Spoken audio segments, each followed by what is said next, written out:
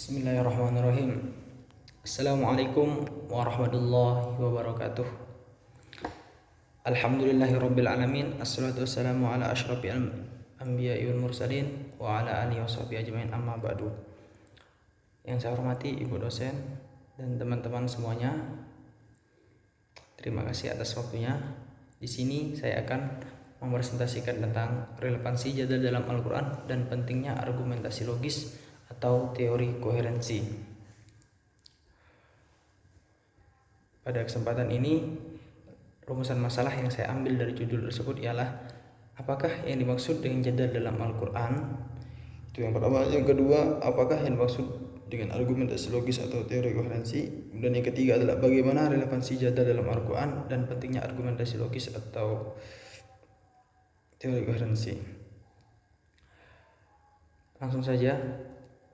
Jadal dalam arti bahasa adalah kusud dan menurut istilah yaitu perdebatan dalam suatu masalah dan berargumen untuk memenangkan perdebatan atau bisa dikatakan untuk menemukan kebenaran. Nah, itulah yang disebut dengan jadal. Posisi Al-Quran sebagai kitab suci yang terakhir yang diturunkan Allah mengharuskannya relevan dan dapat menembus ruang dan waktu. Fenomena jadal dalam Al-Quran ini merupakan sebuah bentuk nyata relevansi Al-Quran, di mana ia berdialog dengan lokalitas dan temporalitas pembacanya. Kemudian selanjutnya ialah argumentasi logis atau teori koherensi. Kalau dalam Kamus Besar Bahasa Indonesia, argumentasi ini dapat diartikan sebagai alasan untuk memperkuat atau menolak suatu pendapat. Dapat juga diartikan gagasan dan pendirian. Sedangkan logis dapat diartikan benar menurut nalar dan masuk akal. Sehingga secara gamblang argumentasi logis dapat diartikan sebagai pendapat yang masuk akal. Sedangkan teori koherensi adalah teori kebenaran yang didasarkan kepada kriteria koheren atau konsistensi. Suatu pernyataan dapat dianggap benar bila sesuai dengan jaringan komprehensif dari pernyataan-pernyataan yang berhubungan secara logis. Pernyataan-pernyataan ini mengikuti atau membawa kepada pernyataan yang lain, seperti sebuah percepatan yang terdiri dari konsep-konsep yang saling berhubungan dari massa, gaya, dan kecepatan dalam fisika. Kemudian, relevansi jadal dalam Al-Quran dan pentingnya argumentasi logis. Al-Quran banyak menggunakan bukti yang kuat dan jelas sehingga mampu mematahkan setiap kerancuan dan perlawanan dalam tata bahasa yang konkret dan indah. Orang yang cenderung menggunakan argumentasi yang pelik justru sebenarnya tidak mampu menegakkan hujah dengan kalam agung karena ia menggunakan suatu dengan cara yang kabur bahkan sulit dipahami orang. Menurut Farid Esak, pemahaman mengenai respon Al-Quran terhadap pihak lain dibagi dua. Pertama, pemahaman yang dilakukan oleh sarjana-sarjana muslim tradisional konservatif. Mereka hanya mengambil dari kekuatan yang digambarkan bahasa dan berusaha memahaminya dengan pemahaman yang eksklusif. Kedua, pemahaman yang dilakukan oleh sarjana modernis liberalis. Mereka berpendapat bahwa tidak ada teks Al-Quran yang mencela pihak lain. Bila dicermati lebih jauh, respon atau tanggapan Al-Quran terhadap pihak lain atau pemeluk agama lain selain Islam dapat dibedakan ke dalam dua sikap, yaitu secara eksklusivisme dan inklusivisme. Yang dimaksud dengan inklusivisme adalah sikap yang menyatakan bahwa harga dirinya sajalah yang benar, sedangkan pihak lain salah. Sedangkan inklusivisme adalah sikap open-minded terhadap kebenaran yang dimiliki pihak lain sepanjang mempunyai keterkaitan dengan kebenaran sendiri. Sikap eksklusif Al-Quran terhadap pihak lain terjadi pada saat Al-Quran melakukan tanggapan atau sanggahan terhadap orang kafir, musyrik, bahkan juga terhadap agama selain Islam. Di antara sikap eksklusivisme Al-Quran terhadap pihak lain dapat berupa celaan, ancaman, siksa, dan sikap tidak bersahabat. Contoh konkretnya ada antara lain Al-Quran mencela orang musyrik, dan para penyembah berhala sebagai orang yang sesat dan lemah. Contoh lain berupa ancaman Al-Quran terhadap orang-orang kafir dengan siksa yang pedih baik di dunia ataupun di akhirat. Sedangkan sikap inklusif Al-Quran terhadap pihak lain, terutama sekali ditunjukkan kepada agama atau pemeluk agama selain Islam.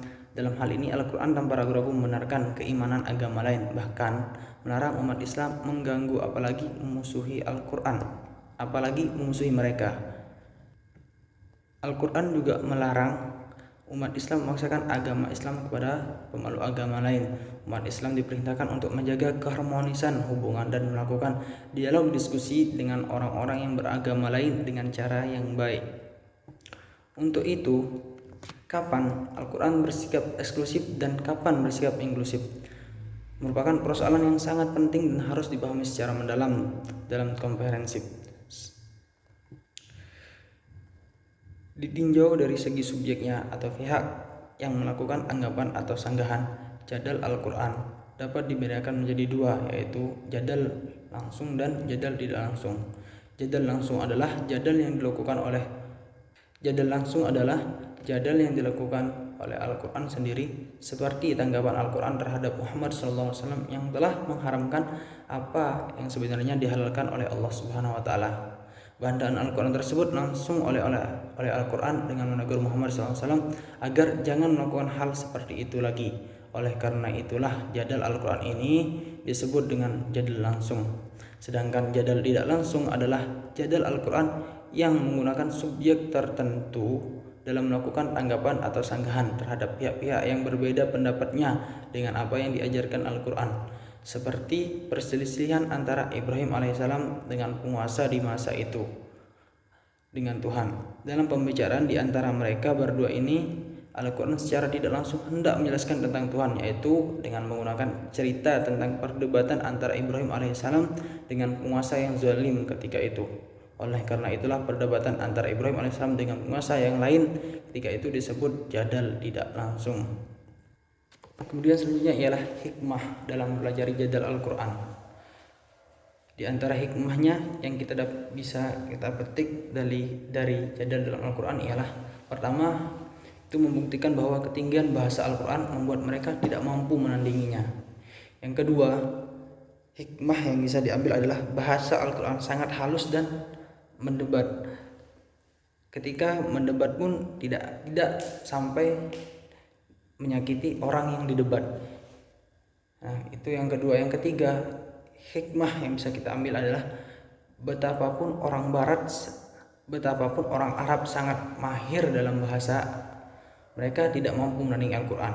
Itu sudah terbukti bahwa saking luar biasanya bahasa Al-Quran, padahal orang-orang Arab itu dikenal dengan orang-orang yang pandai dalam bersyair, tapi tidak mampu menandingi bahasa daripada Al-Quran.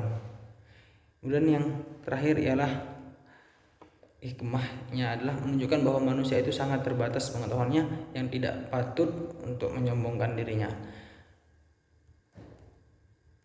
Yang kelima, Al-Quran menerangkan bahwa dalam menyampaikan ajaran atau mengajak kepada kebaikan diharuskan dengan cara yang sopan santun sehingga orang menjadi tertarik untuk mengikutinya. Apabila orang yang diajak kebaikan malah menentang dan mengajak berdebat, maka debatlah dengan yang lebih baik dan sampaikan dalil yang bisa diterima olehnya. Itulah hikmah-hikmah yang bisa kita ambil daripada jadal dalam Al-Quran. Kemudian kesimpulan yang presentasi kali ini adalah yang pertama tadi tentang jadal atau jidal dapat diartikan bertukar pikiran dengan cara bersaing dan berlomba untuk saling mengalahkan lawan. Fenomena jadal Al-Quran merupakan sebuah bentuk nyata relevansi Al-Quran di mana ia berdialog dengan lokalitas dan temporalitas pembacanya. Kemampuan jadal Al-Quran dalam bersaing selalu dapat menggenggam lawannya dengan telak. Kehebatan Al-Quran baik dalam segi bahasa, makna dan sebagainya memberikan pengaruh yang luar biasa pada orang-orang yang berpikir. Keseluruhan Al-Quran memiliki relevansi dengan argumentasi logis karena memang pada hakikatnya Al-Quran sejalan dengan kebenaran. Kemudian Kesimpulan yang terakhir ialah kaitan atau relevansi antara jadal dalam Al-Quran dengan argumentasi logis jelas sangat terlihat.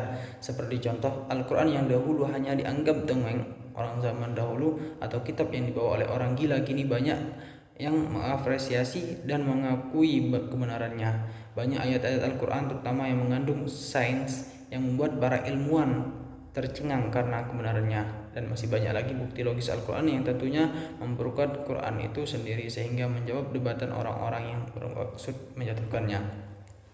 Mungkin itu dulu yang bisa saya sampaikan, kurang lebihnya mohon maaf, dan untuk apabila ada yang kurang jelas mari kita lanjut di GCR. Terima kasih. Assalamualaikum warahmatullahi wabarakatuh.